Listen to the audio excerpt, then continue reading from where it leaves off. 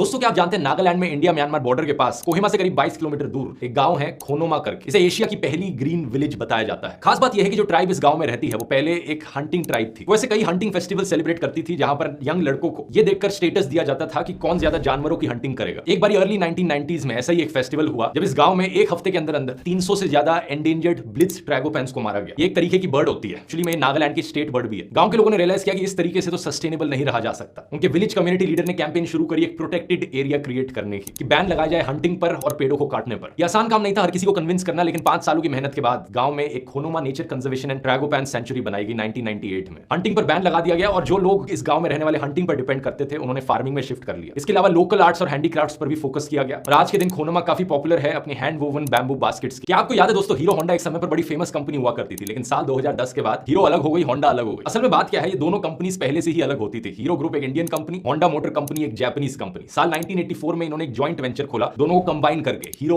Honda. और ये joint venture इतना सक्सेसफुल हुआ कि इनका बंटवारा होने से पहले साल 2010 में हीरो होंडा दुनिया का लार्जेस्ट मैन्युफैक्चरर था। तो क्या कारण है कि ये दोनों कंपनीज अलग हो गई एक दूसरे से? पहला यह है कि शुरुआत में इस जॉइंट वेंचर की एग्रीमेंट हुई थी कि ये मोटरसाइकिल्स बनाएंगे, टू व्हीलर्स बनाएंगे सिर्फ इंडियन कस्टमर्स के लिए। लेकिन बाद में जब ये कंपनी सक्सेसफुल होने लगी तो इन्होंने अपनी मोटरसाइकिल्स को एक्सपोर्ट करना शुरू किया बाकी देशों में, तो वो कंपटीशन में आ गए। दूसरा, होंडा भी अपने आप से इंडियन मार्केट में अलग से जगह बनाना चाहता था। साल 2010 में होंडा की एक सब्सिडरी ने अपने आप से एक ऐसी मोटरसाइकिल रिलीज करी जो काफी सिमिलर थी हीरो होंडा की मोटरसाइकिल से। तीसरा, जैसे जैसे हीरो होंडा कंपनी बड़ी हो रही थी वो अपनी रिसर्च और डेवलपमेंट खुद से करना चाहती थी, लेकिन जापान में बैठी होंडा कंपनी इससे खुश नहीं थी। वो नहीं चाहती थी कि हीरो होंडा अपनी R&D खुद से करे, इसलिए उन्होंने इसका अप्रूवल कभी नहीं दिया और दोनों कंपनी अपने रास्ते निकल गई।